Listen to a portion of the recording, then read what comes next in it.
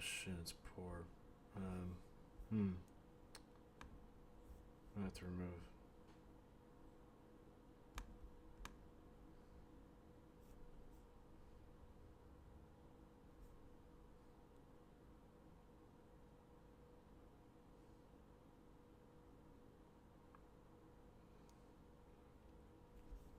Okay, my health seems to be okay.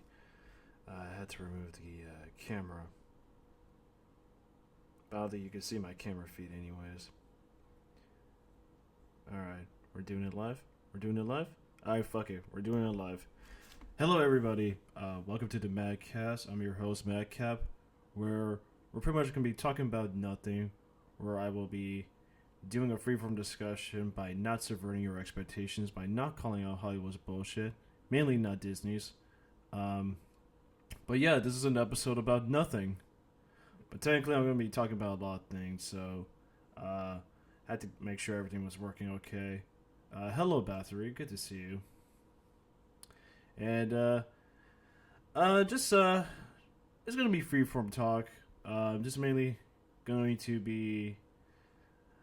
gonna be explaining where I've been these past couple of weeks. And well, if you were around, I was doing a test stream yesterday. Seems to be working okay without the video feed, but I guess with my webcam, it's been messing with my streaming connection, so I had to take that off just now. But yeah, I think it's time for me to just break down what's been going on. Now, the last time I was on a stream like this, I was doing pretty much. I was supposed to cover the biggest box office bombs from last year, and my OBS software was acting very schizophrenic. Like, connection would be good. I would be streaming, and then sometimes my OBS software would just stop streaming. That I would have to have somebody on the chat to let me know what the hell was going on. So I would have to reboot it, but then it just keeps stopping the stream, and then I just had to I just gave up. I was supposed to follow up with it, but since then I just been working across my two jobs, which really gets very exhausting. So it's hard for me to maintain a double work life while I want to do this in my free time, because most of the time most of the time when I'm not working, I just want to kick back, watch a movie, play some video games, just kind of like feel at home, the way I'm supposed to. But well, Bathory, since you're the only one here, I think Will should be following suit. Perhaps I should probably put this on Twitter. Can you hear me okay? How's my streaming so far? Is it okay? Is it good? You be the judge. I'm just gonna pass this around, and I think it's gonna give me an opportunity for me to do some work on my laptop. I've been doing some driving service recently, so I never had to for my passengers, if they want some good music, even though they don't really ask for much, they just want to get to work and shit. Then I wouldn't mind doing so. But I just don't have a playlist ready for any music I want to share. I think it might be a good opportunity for me to come up with some playlists of music that I could definitely share whenever I'm on the clock. Starship Troopers, awesome, great fucking movie.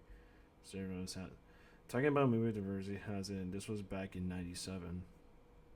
Now, not to mention Paul Verhoeven had fucking kick-ass female characters, like the girl from Carrie who played the high school bitch is in RoboCop. She's fucking amazing. She kind of reminds me of a pre-Dizzy Flores in Starship Troopers, and Sharon Stone and that one chick from Total Recall are fucking great.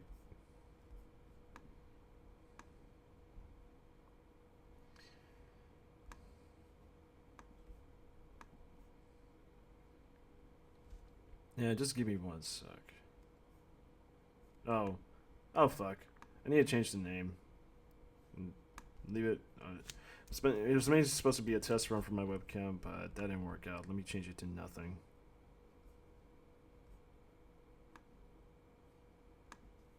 There we go. Beautiful. I meant to do that. Yours in the street. Yes, I know.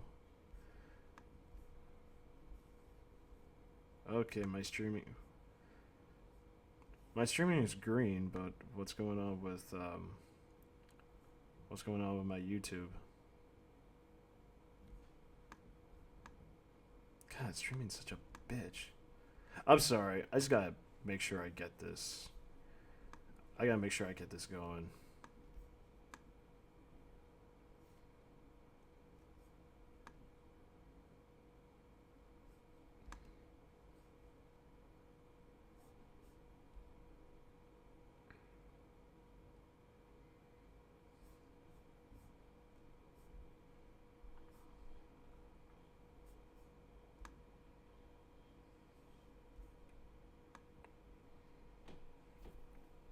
Okay, I think that should be good. Can you hear me okay?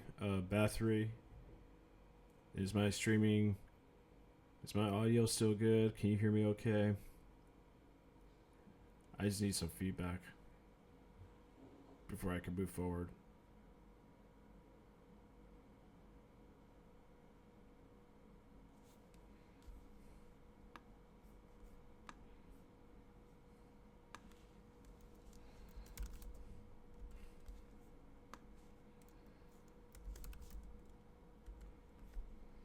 Let me pass this on.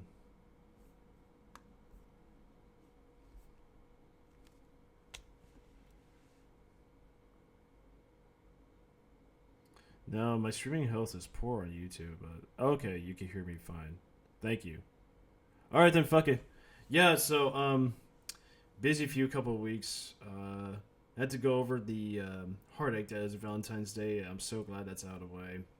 And we're already in March, and March is gonna have some big things coming up for me. I will have to let you folks know that next week I will be visiting my folks definitely, but in the meantime, I will be attending a meet and greet for a former WWE wrestler and diva under the name of Amy Dumas, aka Lita. So I'm very excited that that's coming up. I'm so excited to meet her, and yeah, I've been following not not as of lately, but I was a fan of WWE back in the day during the ruthless aggression era. My hook was back in 2006, and I can argue while most people would probably say other years were better beforehand, but yeah, 2006 was a great year for WWE. I wasn't really that into film at the time because 2006, excuse me, 2006 was kind of a mediocre year for film. So when we didn't have a lot of good movies, I would just watch WWE and put on Monday Night Raw or Friday Night SmackDown in full blast in my family living room, which was definitely the good times. I really enjoyed watching it, and yes, I know it's fake and all, but it's just like looking at World Wrestling Entertainment and what these wrestlers meant and their storylines going on. It just felt like, it's like silly, fun, campy entertainment, but it's live, so it's like a live show, and it feels just like just like I would I don't know how to put this, but I would definitely associate like WWE wrestlers to the popular mainstream, to the cultural zeitgeist, to pretty much like how we look at comic book heroes now.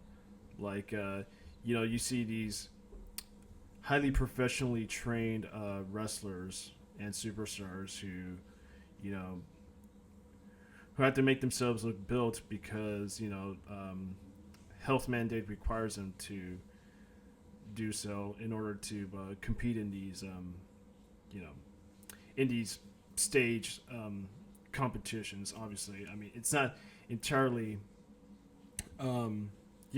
wrestling in the traditional sense, but they do rehearse this shit where you have these wrestlers, they have to stay built in order to put their body into these very crazy wrestling events where they're gonna be throwing themselves out of the ring across tables. They have to do like they had to perform matches involving wrestlers hitting other wrestlers with chairs, throwing them across tables, outside a ring, throwing them on the canvas. I'm aware like it's fake and all, but these people are still put their bodies on the line, you know, and and that was always the fun part. Like even if it's not like you know traditional fake wrestling in the sense, it's still you still got those moments where they compete in these very perilous matches, and they put themselves on the line in order to compete in these very obviously staged and story told like championship arcs. But wrestling was my shit. I fucking enjoyed it back in the day, and even just last year, I was looking back at it. It's like, why is this shit so fucking good? Like, it's so entertaining. Like, you have these people like when they're not doing the actual matches, like the promos are so fucking good.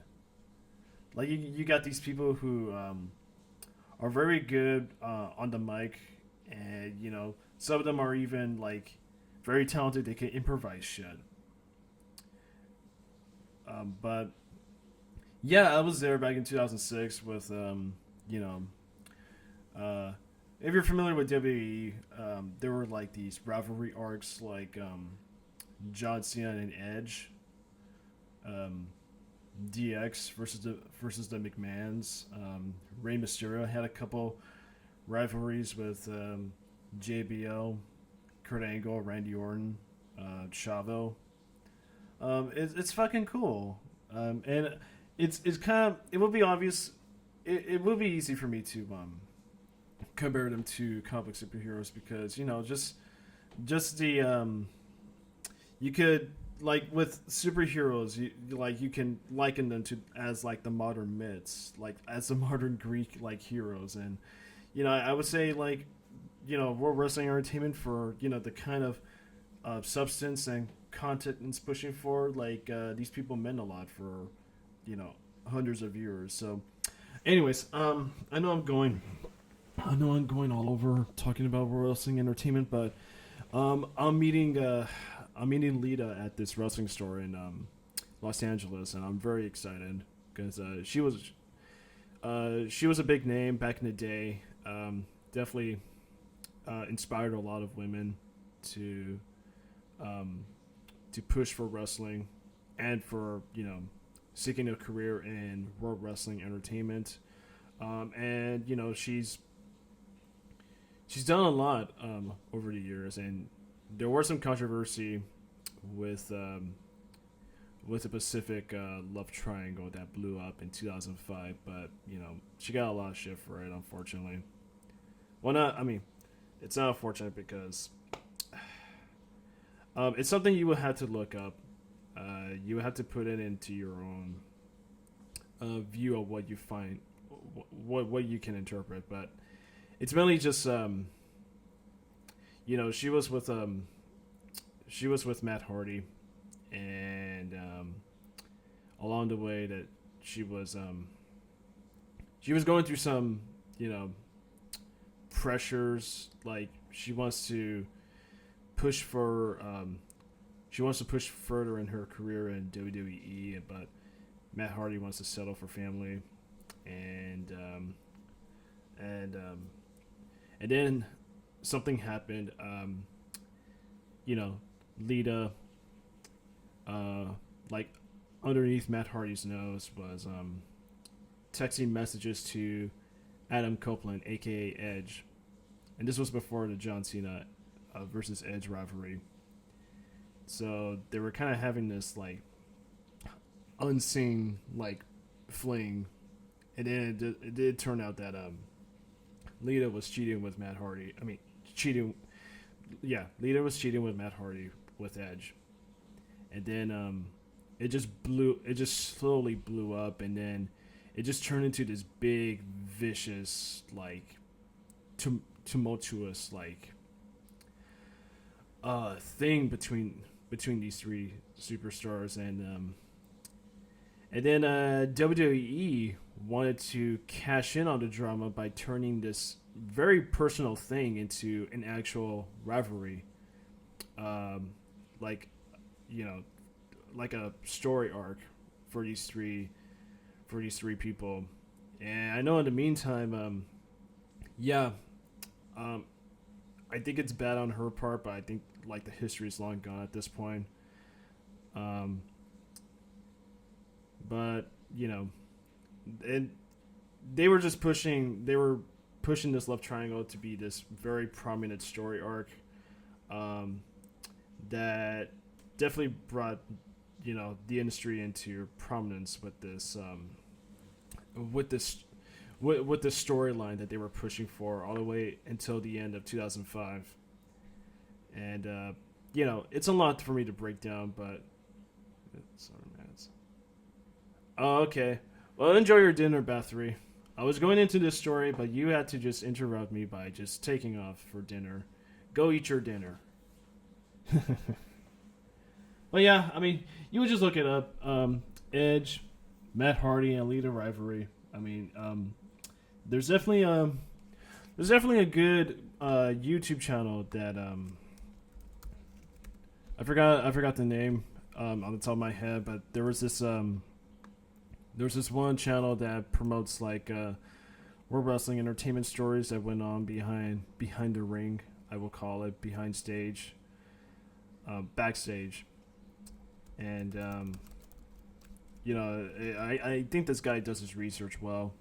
Let's see, yeah, Reliving Wrestling. So if you look it up, go on Reliving Wrestling. I mean, if you're a wrestling fan, but regardless of the case, that was a big thing that popped up. But I think Amy Dumas has led a fantastic career throughout World Wrestling Entertainment, and back when I was exposed to the show in 2006, I would say that she was probably like my gateway to puberty, because like many of the divas they had, and there were very few of them at the time. Now there's like an abundance of them. She's fucking gorgeous, and she still looks good today. She doesn't have the red hair look, but she went a little darker colored brunette, and she still looks good. And she's pushing this Kafebe campaign, which is pretty much just trying to engage and unite like a lot of female professional wrestlers in industry, or in other wrestling circuits. And I think it's going well for her and two other divas, Gail Kim and Christy Hemme. But yeah, I'm definitely excited for next Friday. Now I went a long tangent to wrestling for that bit, but I had to.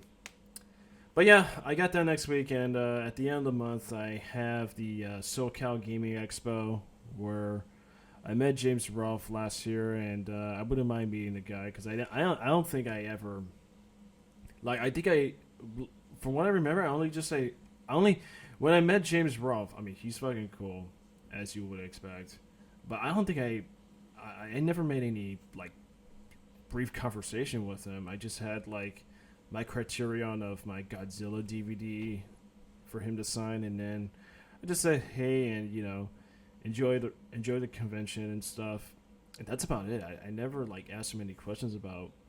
At the time, there was that new Godzilla movie that was coming out. I never asked him about any thoughts on it, or talk about Star Wars or horror films.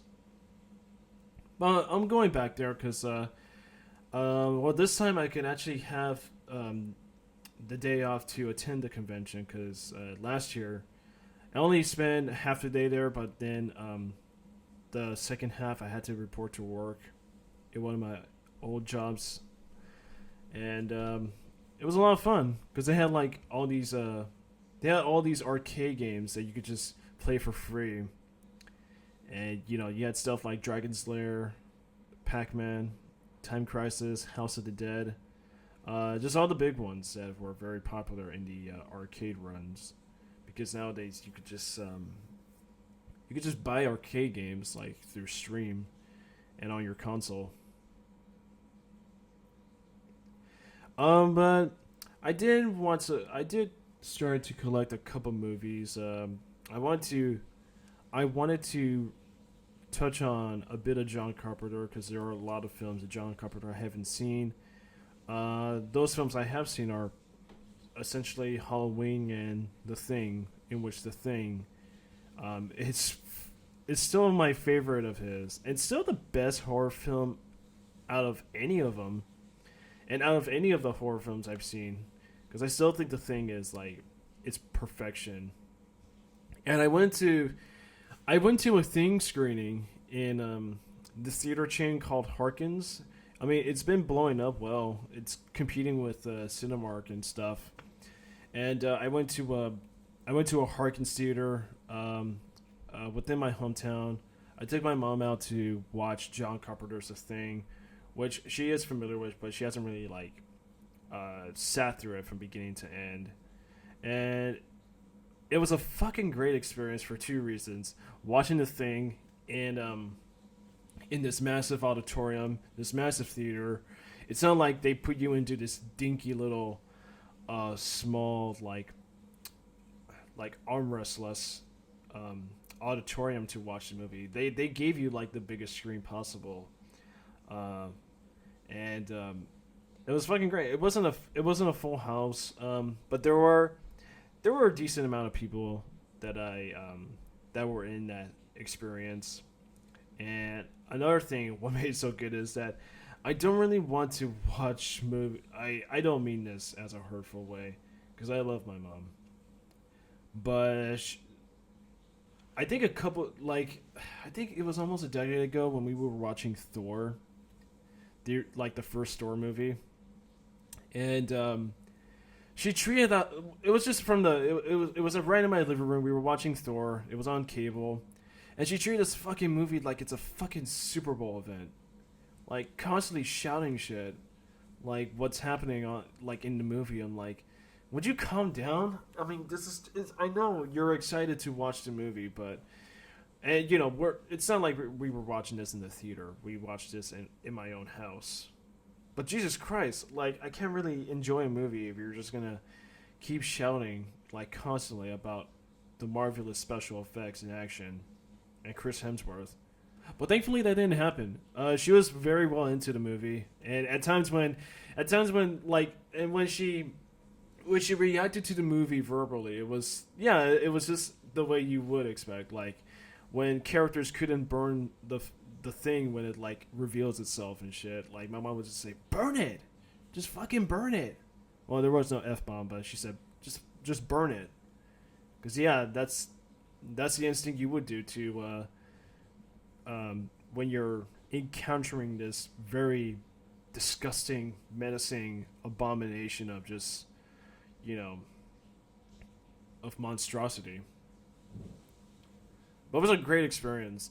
I really enjoyed watching The Thing in the theater, and I'm sure Will, you'll probably catch it within your area. If you have like an art house cinema, hopefully you do.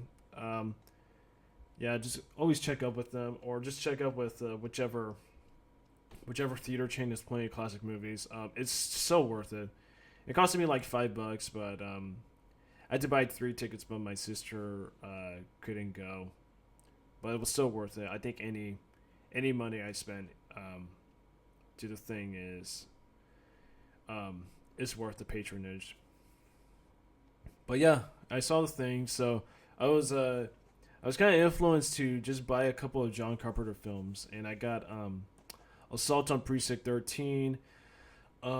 Not really his directed film, but he took part in making it, of course.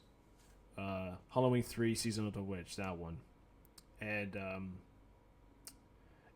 Escape from New York with Kurt Russell. Now, I've seen Halloween 3 Season of the Witch. Um, it's really fucking good. Like, I know Halloween 3 Season of the Witch got this bad reputation, like, it's a Halloween sequel, but there's no Mike Myers. But I do like it. I do like it so much for that approach. And it's kind of odd, like, it's odd, like, it doesn't have nothing to do with Mike Myers because, Michael Myers. Because even in film, they literally play they literally play Halloween in like moments where you have a TV and a character is putting on some cable and Halloween is just on the air. I mean, it's just like I guess it's saying like maybe the events of Halloween aren't canon within that film, but perhaps if it didn't get the reputation, maybe it would be just called Season of the Witch. But I think John Carpenter was just pushing for this anthology story, which is like, Halloween can't be just centered around like this dude in a mask killing babysitters. We could tell so many stories on Halloween. Like there are so many good opportunities you could take with that approach, with taking the concept of Halloween and putting a story with dread, macabre, and putting it in a certain style that relates to a different narrative that you could tell. That's been um, that's been pushed around horror. Like I don't know, you could have robots in the shopping mall on Halloween. You could have like you know people going to a movie theater, then the movie comes to life. Or you could have werewolves. You could have all sorts of monsters. But I guess people just didn't respond to it well. But I'm so glad it's gotten like a good following. Um, that people can appreciate it more for the story that John Carpenter pitched and executed in Halloween 3. And Halloween 3 is really good. Like it's so there's a lot of dread in that movie, and it doesn't end like where like in the other two Halloween films, like the good the good character, the good protagonist, like stops the monster and saves the day. Like it's all dread because it centers around this this business mogul who is pushing to sell these Halloween masks, and their manufacturer is held in this weird idyllic town that is constantly monitored and surveyed. And you have Tom Atkins, who's like an estranged former like divorced husband and father, and he goes to this town with this one chick who whose relative like got killed by these henchmen that these businessmen is like sending out to kill anybody who knows of the secret that they're doing with these Halloween masks. And what these masks do is pretty much like there's like a weird sensor emitter or something that can be triggered by putting on this broadcast. And there's this horrific scene where a kid has his mask on, and then the kid's family is just like held in this, I don't know, it's like a staged living room for with a TV just rigged up for them to watch this broadcast. And then the kid's head like fucking melts, and then there's all these weird bugs and snakes just like pouring out of his skull. Like it's fucking gruesome, but I fucking love it. And it feels almost like the Body Snatchers in a way, like Invasion of the Body Snatchers '79, where you had this evil that's like that's mass produced, much like the pods, how they're being distributed like across the world for like duplicates to like be spawned and spread across like the whole society. Where in this movie you have like you have like this a mass produced like these masks that are being pushed around and sold to like already like hundreds of kids, and Tom Atkins has to stop this thing. But like this company, this entity is so far ahead of the plan. Like it never goes well for Tom Atkinson's character to the point where it's like too late. And there is a very dark, ambiguous ending. But that's Halloween 3. I really enjoyed it. Very good score. It's not John Carpenter's like his own. It's not part of his directorial career, but there's a lot of stamp of John Carpenter. Like he has Dean Cundey doing the cinematography. Carpenter and Deborah Hill produced it with their own funding, and he also provided the music for it, which has some tracks.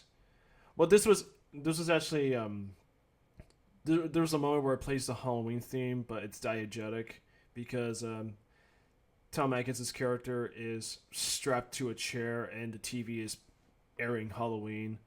And there are some cues that I believe are taken from The Thing. But it's a good movie. I recommend it. I still haven't seen Assault of Precinct 13 and Escaping from New York, but, you know. But when I can, I could probably sit down and watch them. But, I do have some hardships going on. I am short a couple roommates. I am trying to get in touch with people, with college students and working professionals around my age to rent out these rooms I have, because it's just going to be all on me if I don't get somebody. I like Halloween 2. In fact, I'm sad that they decanonized Halloween 2, because I don't think Halloween 2 is a bad movie. I saw Halloween 2. I bought the movie. I didn't bother to just watch it before I bought it. But I bought and watched Halloween 2, and I freaking liked it. And I know people complain about like the gore bits that are too gratuitous compared to the original Halloween, but I think it still works in that Halloween fashion. Like you have more shocking and disturbing kills, but it still works in that like that suspenseful, that well-crafted sensibility of the original film. And yeah, there are some really dumb moments. They had this male nurse character who was going to be set up as like this love interest for Jamie Lee Curtis, but they never went anywhere with that character, which sucks because I like that character.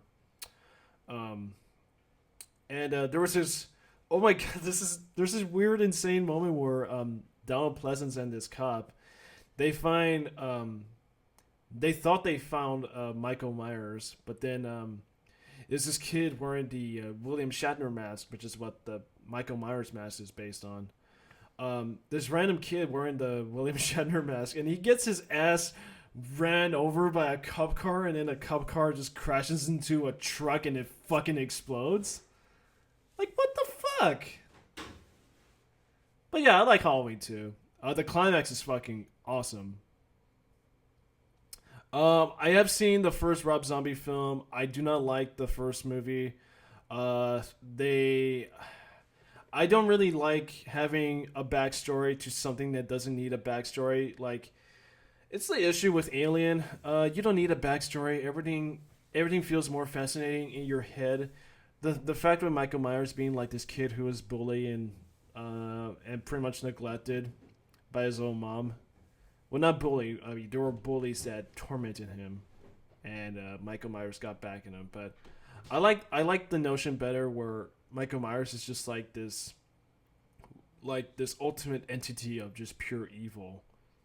Like there's no explanation behind it. He just is what it is. He just is what he is. And I didn't bother to see Halloween 2 because I heard it was awful. And mostly just a climax of Halloween, the Rob Zombie remake, just goes on forever. And they try to do this thing where it's not going to be the same ending, but it just like I just don't like Halloween. I don't like the Halloween remake. But I just think like Halloween's kind of a mess of a franchise because, you know, you decanonize Halloween, and this wasn't the first time where you have the 2018 film decanonize everything prior to this film. Like they decanonize a bunch of shit in the franchise. Like Halloween 2 never happened. Here's Halloween 4 and 5. Oh, wait. Halloween 4 and 5 had never happened. Here's Halloween H2O. Oh wait, never mind. Here's Curse of Michael Myers, or whatever the fuck it's called. Oh no, wait, no. Forget that. Let's have Halloween Resurrection, where these dump with these bunch of stupid fucking kids, like discounted characters from the Scream franchise, and then Michael Myers fights with Buster Rhymes. It's a fucking joke. Oh, wait, we're not gonna do it like this film. We're gonna have Rob Zombie do this one. Oh wait, nobody likes those films. We're gonna reboot it, but we're gonna make it like the potential sequel that people wanted. It's a fucking mess when you think about the franchise. Like I think for me, I'm not a huge Halloween fan. I wouldn't go out of my way to watch those other sequels. I think Halloween's 1, 2, and 3 are enough for me. But I do plan to watch the other John Carpenter films soon. But I'm gonna be tight on spending money, which sucks because I gotta find me some roommates to fill in spots I have open and fast. Um, and it's not looking so good. I don't really have a lot of takers. I thought I had one guy that was supposed to move in, but I never heard back from him since, and he pretty much just flaked out. So I just removed him from my group. But I know summer's gonna pick up. I got a lot of people. I got like two or three people that want to move in, but they want to move in around May and June. So I'm hoping I could stick with those people because I don't plan to live in Orange. I live in Orange County. I don't plan to live here that long. I do want to move out to a different location, probably closer to LA, because I have family there. I kind of want to be closer to them, and I think LA is where a lot of the action is, even though it's gone viral with the you know what that's going crazy.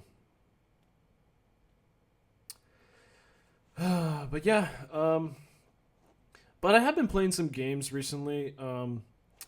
I've been playing GTA Vice City, which I feel just right at home, and having to like just in my age right now, I've been watching a lot of '80s movies. That game still holds up well. I mean, graphics wise, it's not that good, and the mechanics are kind of iffy in places. I think the camera is very messy. Aiming is almost shit. Like there's no aiming sensitivity to adjust. You just have to like work what you got. You can't swim in GTA Vice City, that's for sure. I definitely did not forget that. But I've been dying to revisit GTA San Andreas, and I did start it on San Andreas. But the thing is, I I finished a playthrough of Persona 5. Oh, good job! I never played it, man. Well, that's good. Perhaps you should do a stream or Twitch thing on that game. But so I did an early start on GTA San Andreas, and I happen to have the HD remastered version on the Xbox 360. And I did watch a couple videos on YouTube beforehand how the HD remaster is a pretty bad port of the game. And I was playing some San Andreas for a bit last Thursday, and wow, the remaster port is fucking terrible. Like, here's the thing with this port, why it sucks. They didn't just they didn't just take the original port of San Andreas from the PS2 and Xbox, depending on which console that they're trying to push it for today's online gaming market. But they did they port the original games into the Apple smartphone port, which means a lot of data has to be compressed. A lot of content that was in memory of the game had to be trimmed down or removed. And you're going to have like a lack of performance, especially in the frame rate, gameplay, presentation. And they had to update the graphics a bit, but it does make it a lot more detailed, but it does show the age that it's in to modern standards. And so where I'm going with this is like the HD remaster is basically they took the iPhone port and then reported for the Xbox 360. They didn't take the original port of the Xbox because I recall the game that was launched. I recall the game being launched to all consoles and even the PC. But they didn't take the port of the Xbox, the original Xbox. They took the port of a report from the iPhone, and then they ported into the Xbox 360. And it sucks. Because at times when I'm playing a mission, it would just crash. It would just crash midway where I don't have a scripted moment that's supposed to happen to trigger the next objective. So I have to do something like kill my friend and then fail the mission. That way I could relaunch. The mission. And there's on display screen tearing too, and even the radio, the in-game radio where you have all these amazing songs that they put into the radio stations. They only play like a third of the song, or not even like any of the or one of the songs that were in the original game, but they weren't included in the iPhone port and in the remaster port. Therefore, um, and it sucks because you have very bad game design with this port. You don't have the full experience that you should get from the original games, and you're just left with a pretty a pretty glitchy product of a much more superior product. And I haven't looked on PSN. I think San Andreas is on there, but I'm not sure if it's still the remaster port. I hope it's the original for the PS2, because I wouldn't mind double dipping. But I do fancy the earlier GTA games much better than the newer ones because you know with uh with modern physics, graphics, much more variety of immersion that is placed into GTA 4 and 5. I don't really find the stories all that interesting. I think my personal favorite will still be San Andreas because I think it's the only story where Vice City has a good story, but I feel like it's not like it doesn't really build up too much, except in moments. But GTA San Andreas, it does build and build, and there is you play as a you play it pretty much just like it's like GTA's it's like Rockstar's take on like John Singleton before it just builds into like that absurd gamey fun factor that makes it so iconic. And I do find that story in San Andreas much more like the most compelling out of any of the games because uh, it has a relatable character. There's tension. There's there's an arc where you start from the bottom, but you're trying to help this gang that you're supposed to support just rise up against like this war of like you know of drugs, violence, and corruption that's pushing into pushing into the setting of Los Santos, which is pretty much just it's just a it's an alternate Los Angeles in Rockstar's terms. And then there are villains who get under your skin, and the villains in the game were in the earlier games you spend most of your time just going on a rampage, killing cops. And guess who are the villains of San Andreas? There are a bunch of cops, and it's trying. There's a lot of like clever and very on point allegories to, you know, a lot of social events that happened in the '90s, mainly in Los Angeles, where you have the LA riots, the the law enforcement corruption scandal, and you know the gang wars that blew up, and in the Los Angeles County, and it works well with the writing and for these characters that you're thrown into. And there's themes of betrayal. When the betrayal happens, yeah, it hits you very deep, and it makes you rethink of what you've been doing in these missions.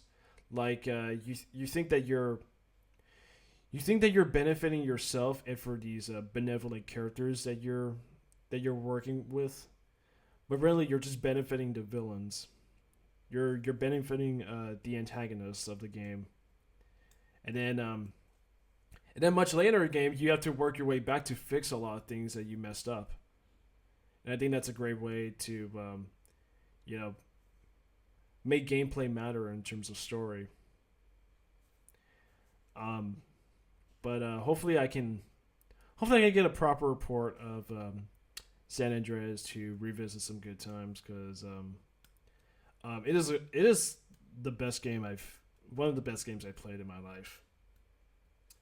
It's also one of the funniest games because when it's take on gang culture, African American culture, it does it much better than the fucking PC era we're living at. This political climate, how it's pushing towards films and media. Um, but I like at times where you have to start like gang wars. Like there's like um there's like a rival game to your main character that in gameplay if you go to their territory and you start some shit, like these guys will just follow you and talk smack at you. But you know it's kind of funny.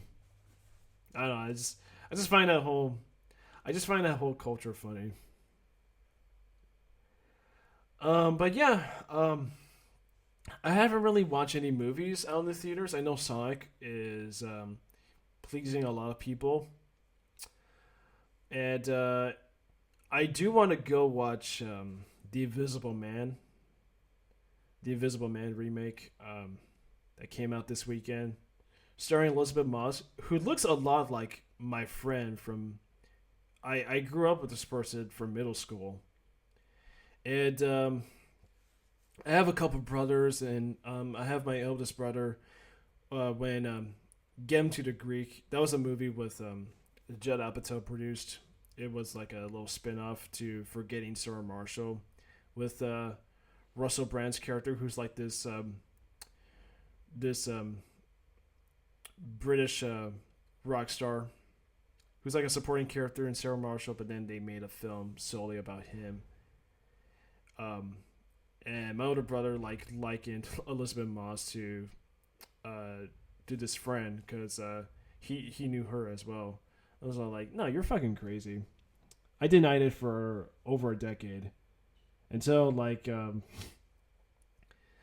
I was recently looking up Elizabeth Moss just on like modeling gigs she does and some scenes in films, and she was also in Mad Men. And she looks a lot like her. I'm fucking freaked out, man. Like I denied it for over a decade and now I see it. But yeah, I want to see The Invisible Man, and I'm actually curious to watch A Quiet Place Part 2. Now, A Quiet Place is one of those movies that people were uh like it was a big crowd pleaser 2 years ago. Um, Made a fuck ton of money. It was one of the best reviewed. Actually, it's like the best reviewed Platinum Dunes produced and released film from Michael Bay's company. But I just found it personally mediocre. Like the concept is good.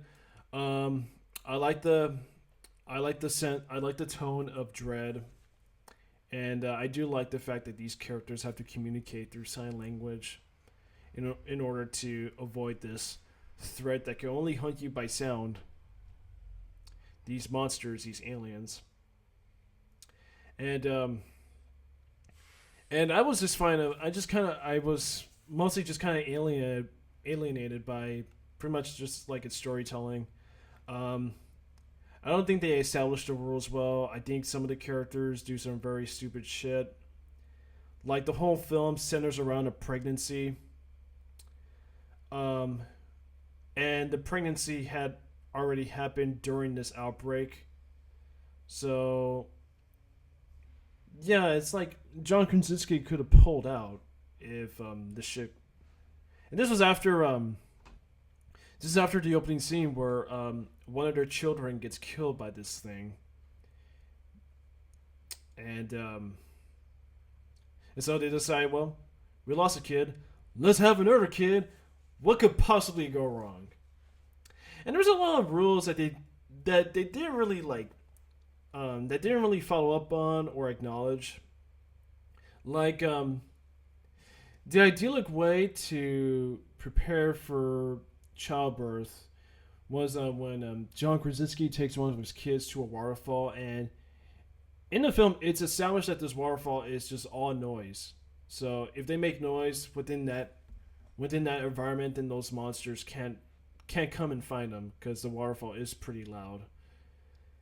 Um, which is where I would plan the pregnancy there. I'm not sure why this didn't really occur to John Krasinski's mind while he was writing it, because he co-wrote and he took full directing credit on the film. Yeah, so it seems like the aliens are like they can hunt out people just by plot convenience.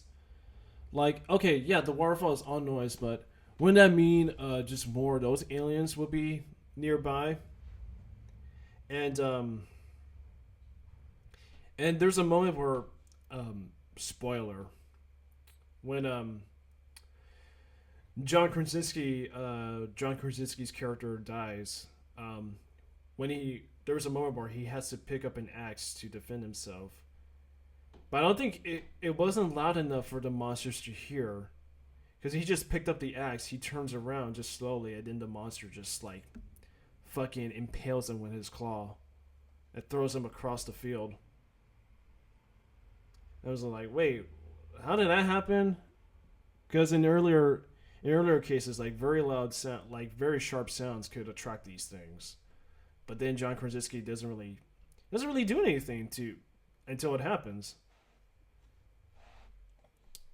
Um, I don't like the Death Daughter, and I don't want to come off like I don't want to come off like I hate deaf people. No, I think I think um, I think it sucks for people who are deaf. But like, even in her case, she doesn't listen to anybody, and her actions kind of prompt this horrible shit to happen. Like, okay, I get the opening scene because it is ordered to establish this struggle between this dysfunctional family that carries out throughout the whole movie. But then John Krasinski needs her to be with the mom because at some point the mom's already like 9 months in her pregnancy state and could have her water broken at any point. So she needs to have some support around. But then the daughter is just like, I guess she's still mourning for the loss of her younger brother. But then she's like out of Emily Blunt's watch.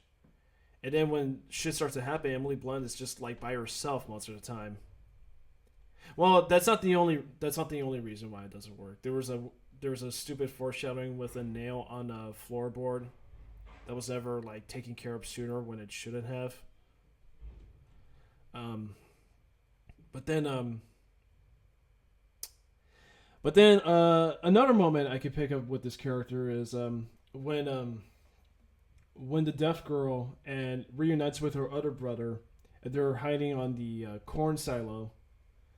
The brother suggests that they should both wait for John Krasinski, but then the girl refuses, thinking like John Krasinski's not gonna, he's not gonna come for them, because there is this weird there's this weird thing where um the girl feels very guilty about causing her brother to die, and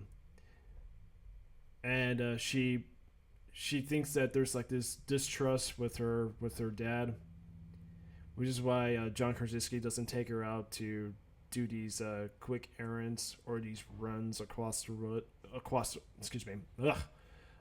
woods, and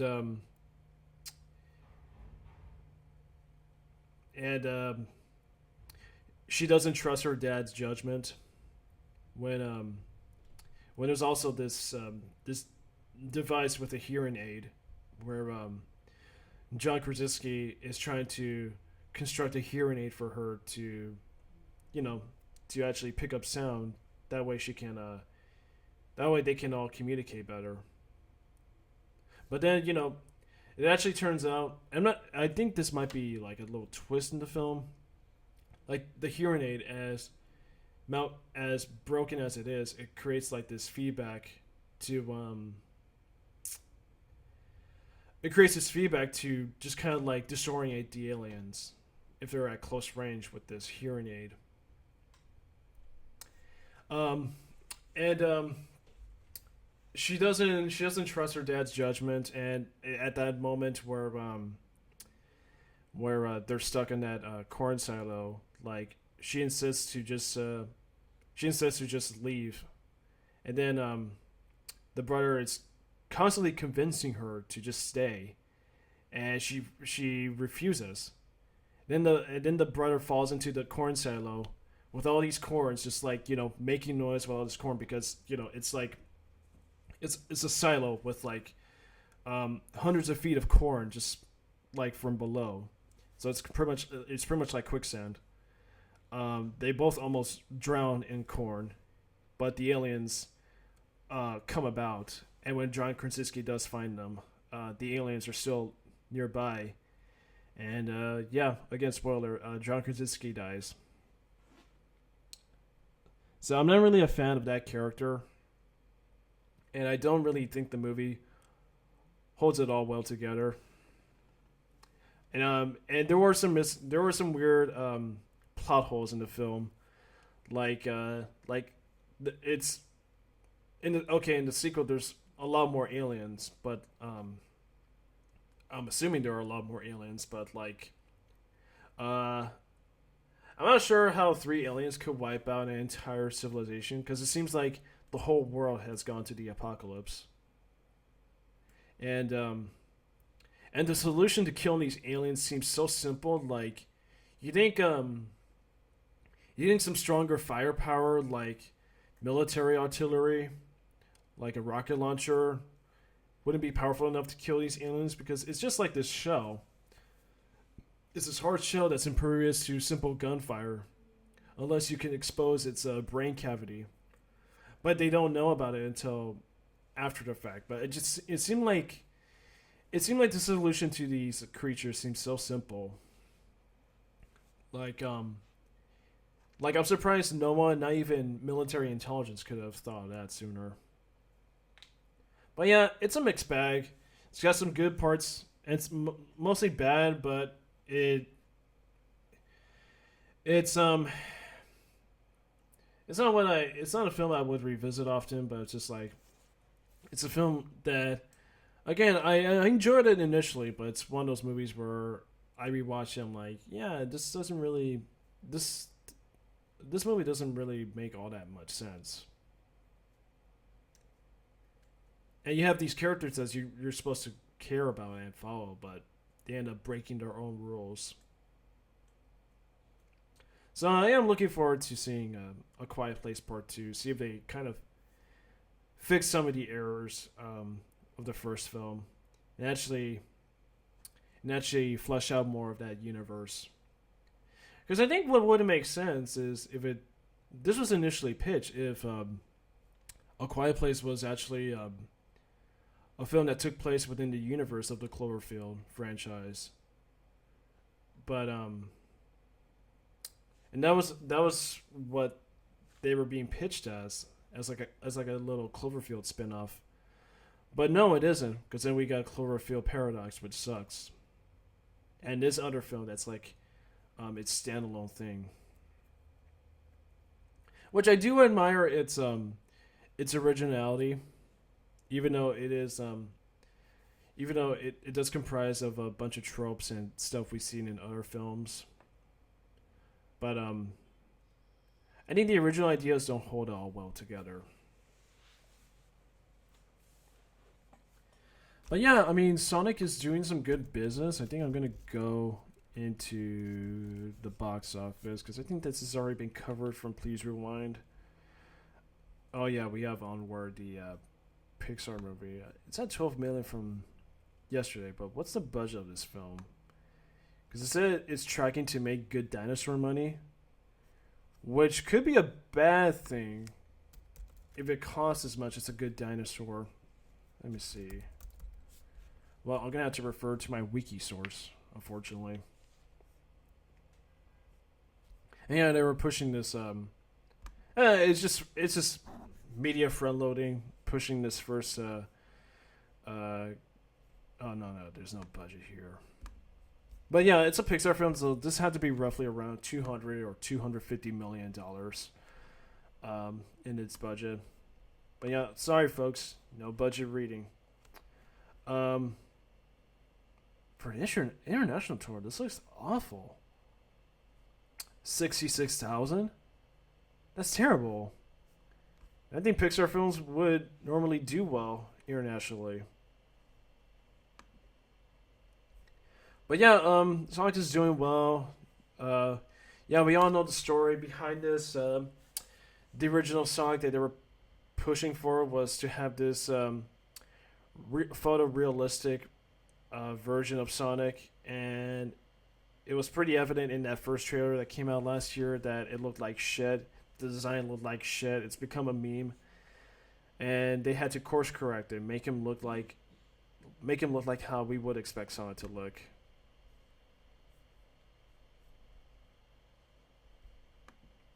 And so they fixed it up. Even aside from designs, that first trailer was fucking abysmal. It just felt so lifeless. And with an odd music choice too, "Gangster's Paradise," I believe.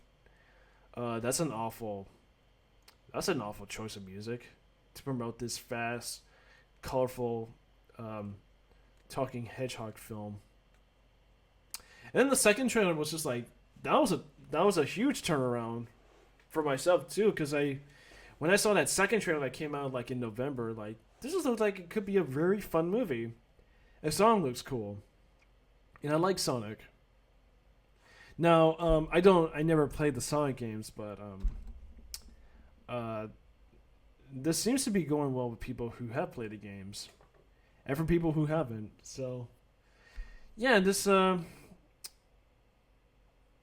still might be a bit over budget. Well, only because they had to fix the mistake of making Sonic very realistic. But it could make 300 million, which is pretty much the break-even point. It could make more of a profit than Bumblebee.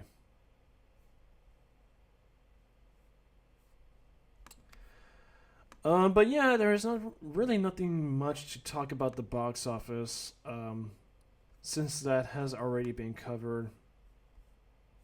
And yeah, Invisible Man was last week's winner, directed by Lee Winnell. Now, then I'm curious to watch because I watched Upgrade from Lee Winnell, and that movie was fucking great.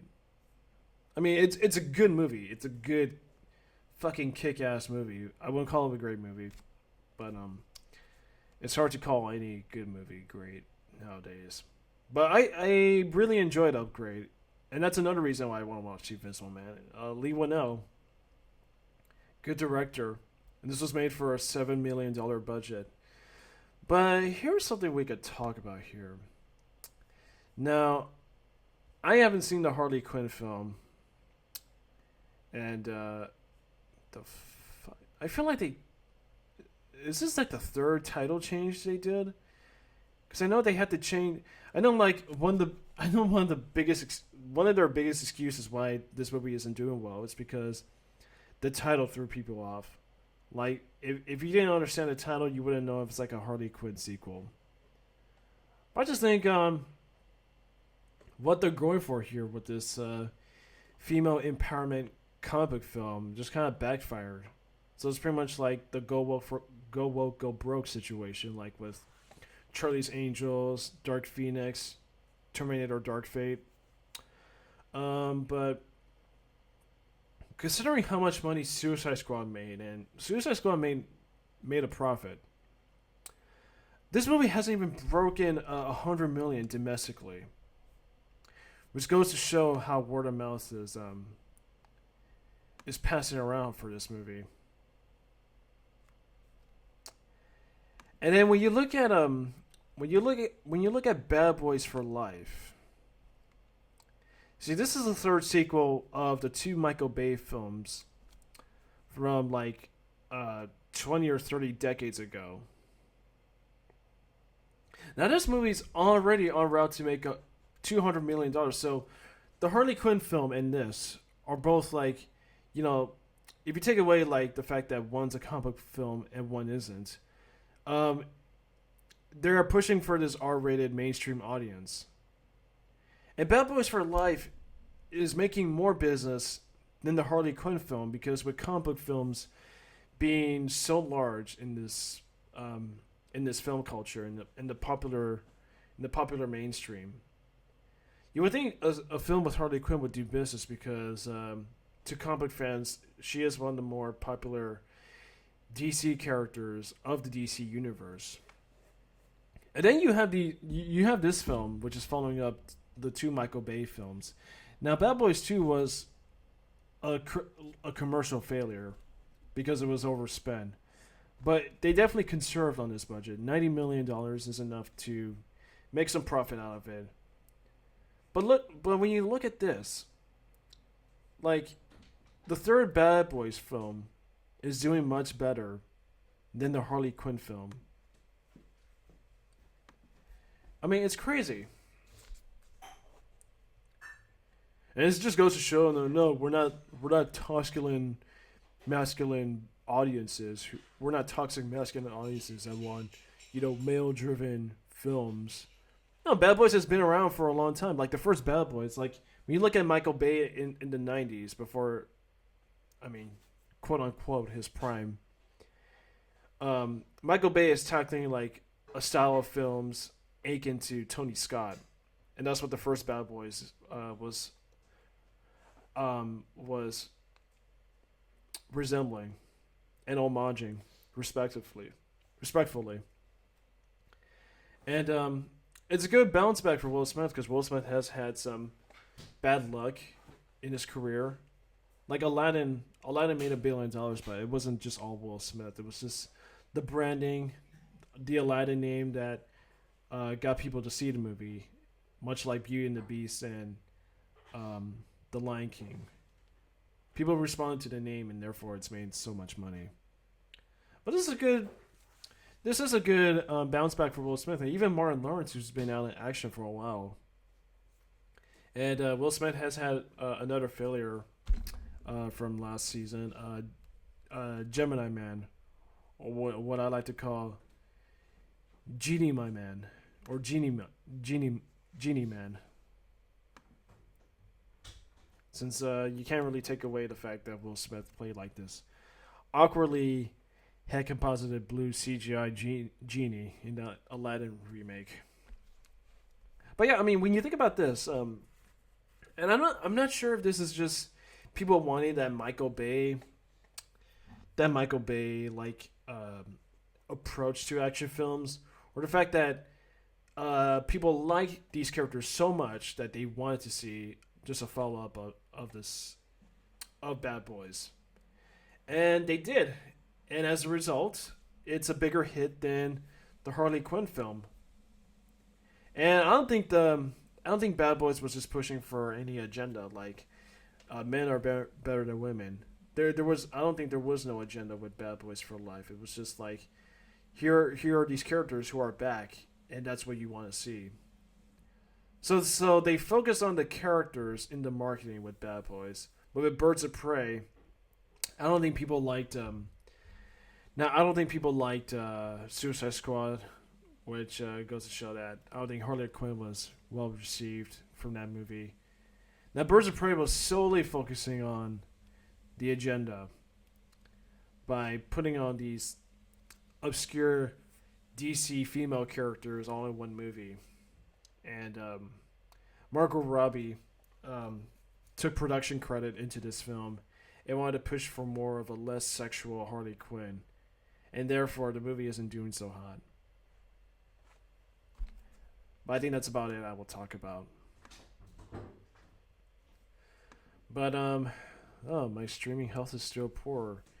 Can you folks hear me?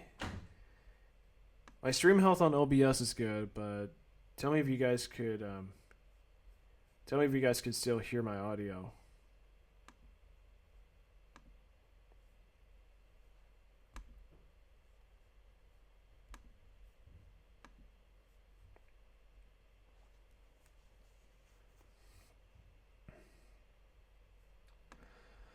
Okay. What's there to talk about? Oh yeah, I wanted to. Considering the thumbnail I put out for this episode, I think it's time for me to break down this article by the one and only uh, Ryan Johnson. Let me see. Where did I put that? So this was a pretty big deal that blew up. Bounty into Comics made a headline article about Ryan Johnson admitting that, uh, yeah, like there's this weird, there's weird defense for Ryan Johnson's statement, where if you're making a Star Wars movie, you don't have to care about Star Wars canon and history, which okay, Disney has labeled the extended universe. Excuse me. Disney has decanonized the extended universe. Okay, fine. But to care about the history and canon of the main steady films, yes, you should fucking care about the original trilogy and staying connected with it. So yeah, this is Ryan Johnson. This was an interview taken out when he was discussing Knives Out. Um, and this was a question that was asked. So, or perhaps maybe I should play, give like a little reaction of what I think about it. So here we go.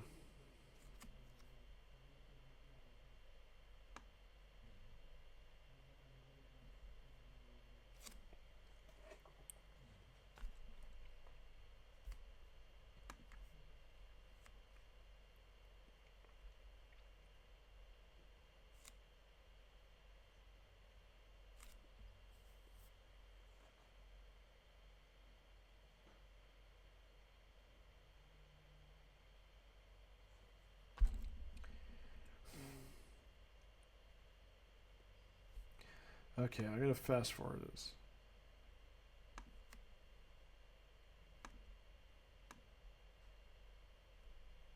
Wait.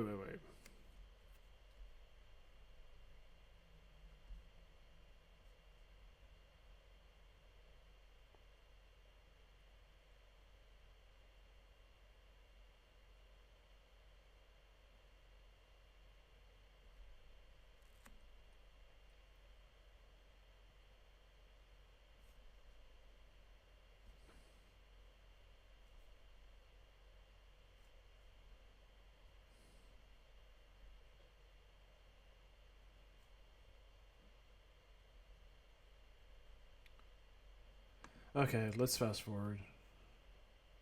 Let me see. Where is that fuck? I know I'm skipping a lot. I know. Hold on a sec. I know I'm skipping a lot in this interview, but I just want to get to the big questions because I think it would be better for me to just watch the whole video in context. But I mean, this article is basically centered around these specific questions that I want to give my reaction of. So, give me one sec.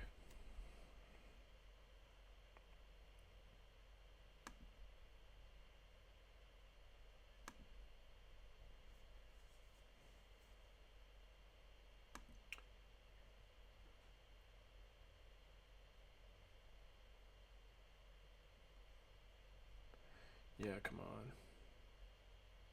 Yeah, this is pretty much just talk about the actors. I'm trying to get to the big questions.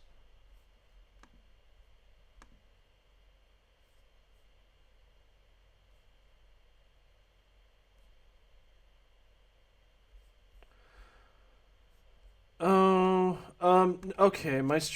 Oh shit, my streaming's not working well with this video. Okay, I'm just gonna read it out loud. Fuck it. So, the interviewer you were watching was Nellie Hetzel of the Hollywood Reporter, and she was asking this question regarding Knives Out in terms of universes, and and this touched on Star Wars a bit with the Last Jedi. So, whenever you are writing, let's say you are creating your own universe. You say you don't think about actors, you start something from scratch. How does that approach something where you have a pre existing universe? If you're writing characters for Star Wars, you have this universe, and keep in mind, Star Wars has already have this established universe based on the OT and from the Disney spin-off films that are officially canon and the prequels.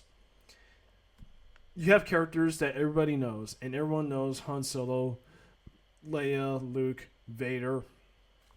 And then now you are doing something from scratch. Do you find your approach is different for that?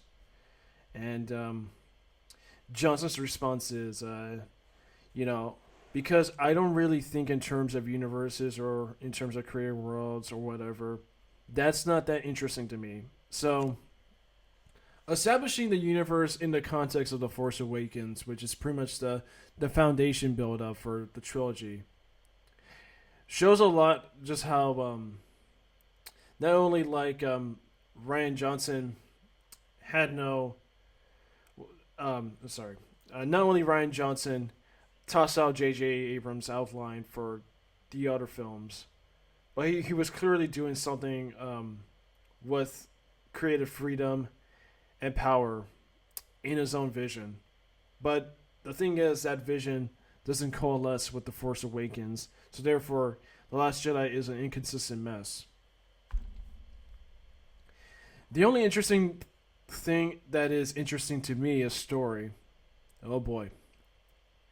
And the story specific to when you are writing a Star Wars film that's part of a 3-movie trilogy. I'm quoting this. That's part of a 3-movie trilogy. Or quote unquote original thing like Knives Out. You are telling the story that is new to the thing, that you are doing it, that it has to work within the context of the movie. Okay. That's fine. When you're writing a new story, and I think universe building, world building is very important because you want to establish not only characters, the plot, but you want to establish these rules, these limits that you're trying to set in the universe that you are selling with. So yeah, you could do so with Knives Out. Knives Out is its own original story, so you have tons of freedom to do what you can to make sure it works within context. But with Star Wars The Last Jedi, the middle film to this 3-movie trilogy, that's supposed to be a follow. Oh, a sec.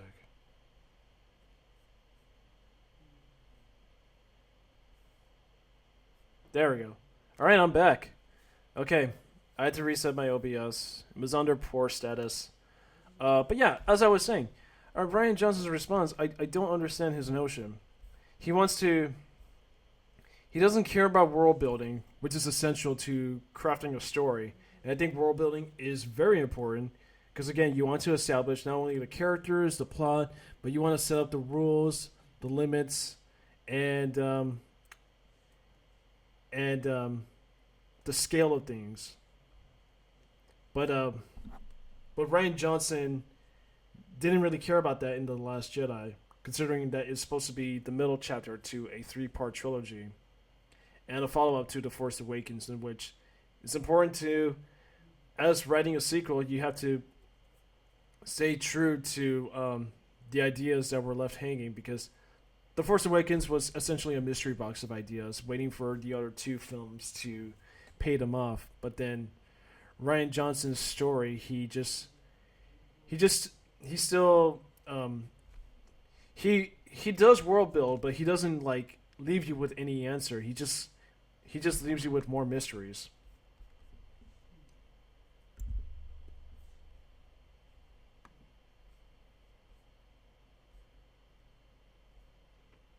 And so everything that happens in the Last Jedi has no context with the original trilogy.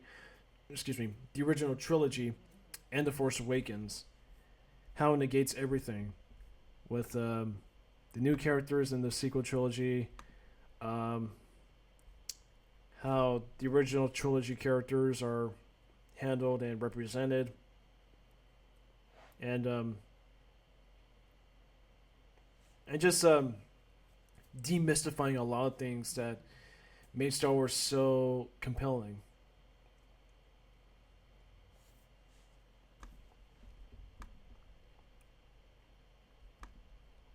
But yeah, I just want to leave that. I want to leave that for you for interpretation. You can still find the article, um, but uh, one last thing I wanted to talk about. See, it's not it's not rare that that I would get into some Twitter wars with some people.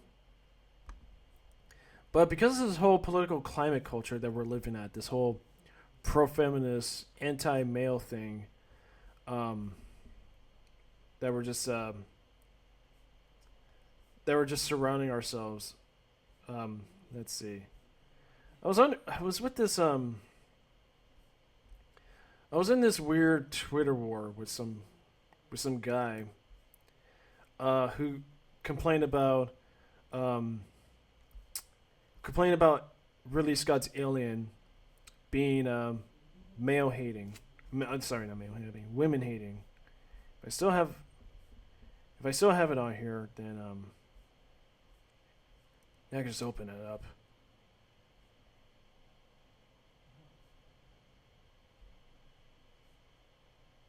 What the fuck is that?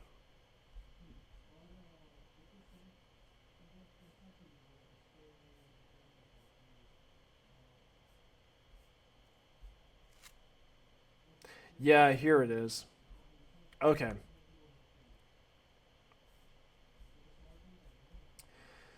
So this guy right here, Frankie Frankel's let me see if I still have it. Oh yeah, here we go. Here we go. This is it. Frankel's 2001. He's um yeah, I mean you can read his profile right here, but he's within that circle of Samuel Gavin, and he brought up this very controversial thread about Alien, how Ripley was overruled in this universe of men, and like the events of Alien could have been avoided if they just listened to her. So all the men are at fault, which is bullshit. So, see, Ridley Scott's Alien at the time is a very important film to horror, but in terms of science fiction, for its themes of male rape and just the threat of space, how isolating and dangerous it can be, and just the fear of the unknown. And I'm sure this guy has watched Alien a couple times, but clearly not close enough. There was no. Here's an. Well, I'm sorry, I'm going all over the place. But Ellen Ripley, one of the most important characters in film history, her character, her status within the franchise wasn't established until Aliens. So, in the context of Alien, if you're looking at it from, from 1979, she was just a character, like a supporting character, but then the film subverts us by making her into a prominent lead protagonist. Because you would think from the marketing, well, perhaps Tom Skerritt's the main character, or I don't know, yeah, Tom Skerritt, because his character in the film Dallas is the captain of the ship, the Nostromo, that they're inhabiting, and they're working under. But no, it doesn't go there. But the film slowly builds Ripley to take on the mantle as his heroine to combat this xenomorph, this alien threat. And if you look closely in Alien, there's obviously a class system. So the Nostromo, like despite its small crew, there's a class system that's easily identifiable, where Yaphet Kotto and Yaphet Kotto. Oh shit! I'm sorry, I forgot his name. The poor guy passed away recently. Parker and Brett, they are pretty much like the union workers. They are the lowest of the low of that system. They're pretty much just union workers for hire. So they're there to help with the practical side of things in terms of like maintenance and engineering with the ship. So they just work at the bottom. They have no knowledge of any information that's being passed on from the higher ups. And then it's followed by, and then above them is, Kane and Lambert, John Hurt and Veronica Cartwright's character, where I believe Kane is working with geological studies for any planets that they venture on, and Lambert works with navigation. And then you have Ripley, who's like the warrant officer, who does have a moment of leadership. So it is established that in Alien, that if Dallas is absent from the ship, Ripley is the next person in command, in the absence of the captain. And then above her you have Dallas, the captain of the Nostromo. But then, well, it doesn't really establish that Ash would have complete control, but it is revealed that Ash is working against them by the company. So Ash is pretty much like an operative, like a representative of the company, who is in fact, in literal terms, a spoken machine. He's an android. So Ash manipulated all these events in order to obtain the xenomorph, which was the company's directive throughout this whole plot. So with that class system set up, you do have a sense that Ripley is above most of the people, but never below the captain, unless if the situation calls for her to take control of it. So I responded, not all the men are pricks except Ash. Dallas has a close professional relationship in the dialogue they share together, which is true. Now it was even revealed that there was supposed to be like this sexual relationship between him and Ripley, but that was cut out for story reasons because it wouldn't work in the context of this movie. Now I noted, if you've seen the director's cut, Parker would side with Ripley, especially with Kane is brought in with the facehugger. Now that is true. Now I definitely find the director's cut of Alien to be the true film, and even Ridley Scott has said it himself. There is a moment prior to that where, Franco has responded, "Not all men," on quotes. I love it. Don't open with such a cliche line. Parker and Brett were dicks to Ripley before the shit hit the fan. Oh, okay. So essentially, it's cliche. Essentially, it's cliche to defend the men. But in this moment where here in this little scene when they touch down on the Nostromo, and then they're there to just fix the ship because it had a bit of a crash when it was landing on the planet's surface. And then you have the scene where Parker and Brett are interacting with Ripley about if they're guaranteed to get their earnings for their work, which is what the goals of, like, in terms of classism, which is what the goals of these union workers. They're definitely there for hire. They don't get any word. They just follow company order. So they're pretty much just there on the money, unaware of anything that would happen to them. Um, and uh, and yeah, they were giving Ripley shit because look, it's capturing like this blue collar attitude, whereas in 2001: A Space Odyssey, 2001: A Space Odyssey was more cleaner. It had this more white collar polish with with Dave and his co-pilot of of that space mission with Hal. So this is pretty much like you get in this film that these people are like working within like the space will obviously be the worst place to work at because you're isolated, you're dealing with all this very rusty and very broken technology that could go wrong, that could lead to being just afloat in space, being stuck into space forever. Um, and it would suck that like in a blue collar sense, if you're working like in an oil refinery or in trucking, because Alien is essentially capturing these characters as like space truckers. They're carrying some cargo, some precious cargo from another planet, and then they get a distress call that prompts them to land onto LV 426 to investigate this derelict ship and the alien in order to retrieve the alien for company weaponization.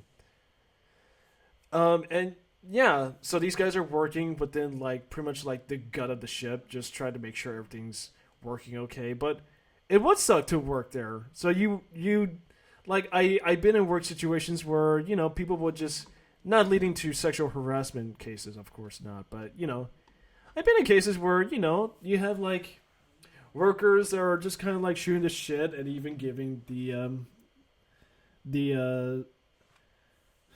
the higher up, like a supervisorship.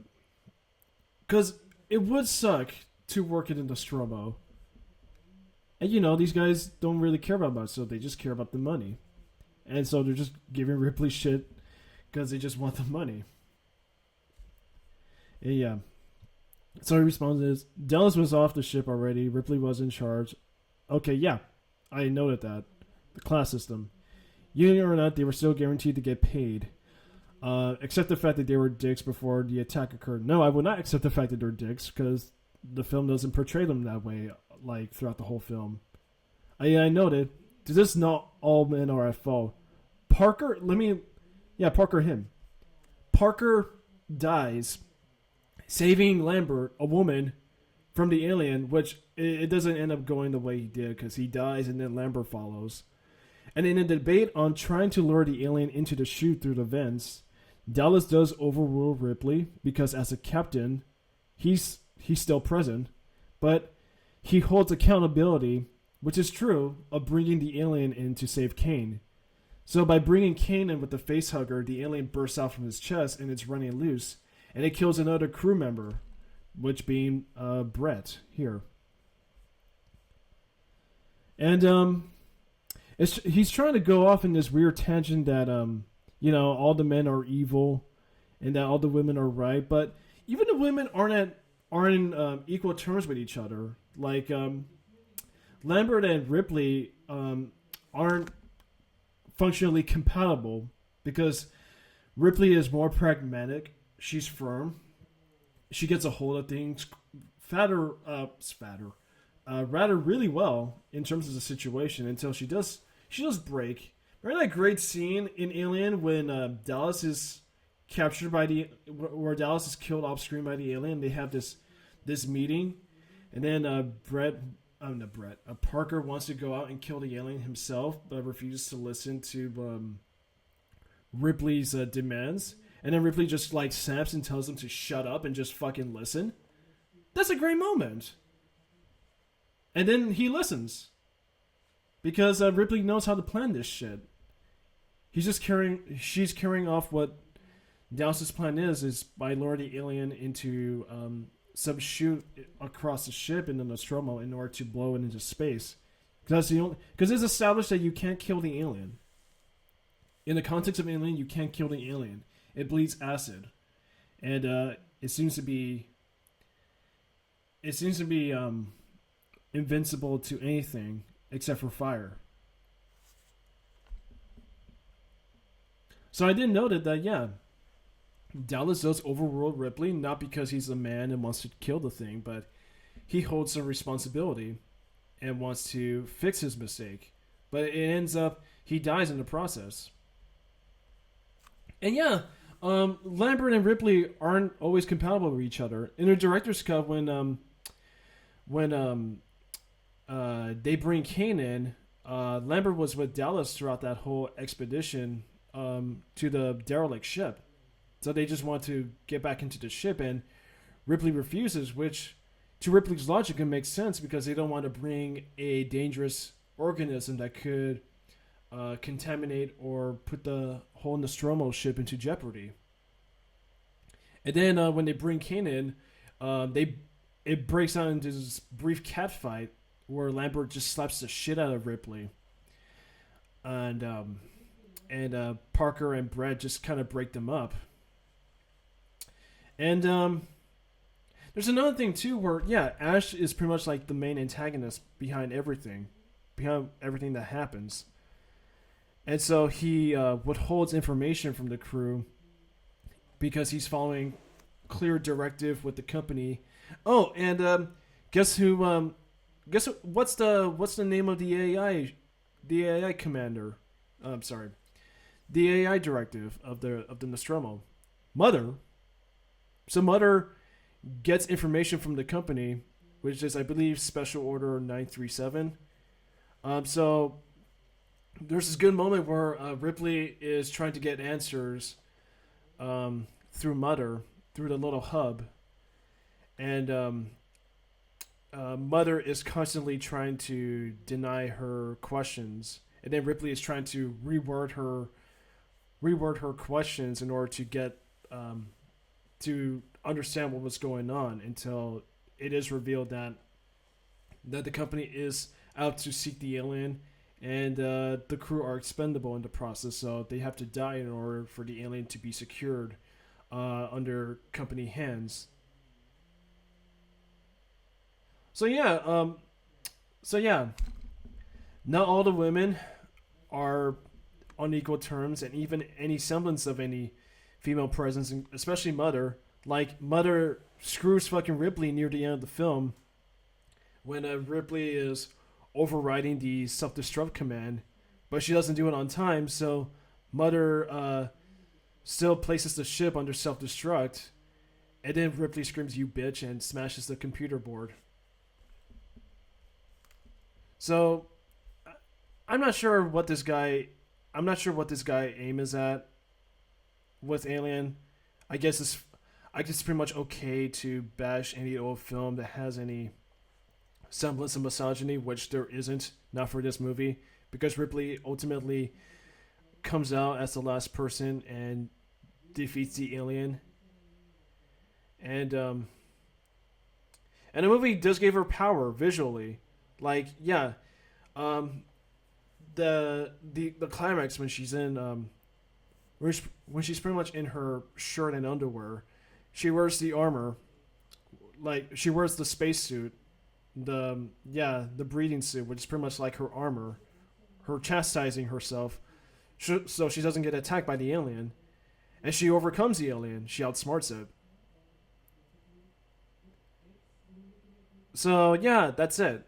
I'm not sure what this guy deal was. He muted me obviously because I guess it's I guess this is where we're at with society. It's not. I'm not just in terms of talking about him, but I had this encounter with some people where I bring rational arguments to their fallacies, to their false generalizations, and then they just come out swinging with this weird straw manning, this over bias of gender politics.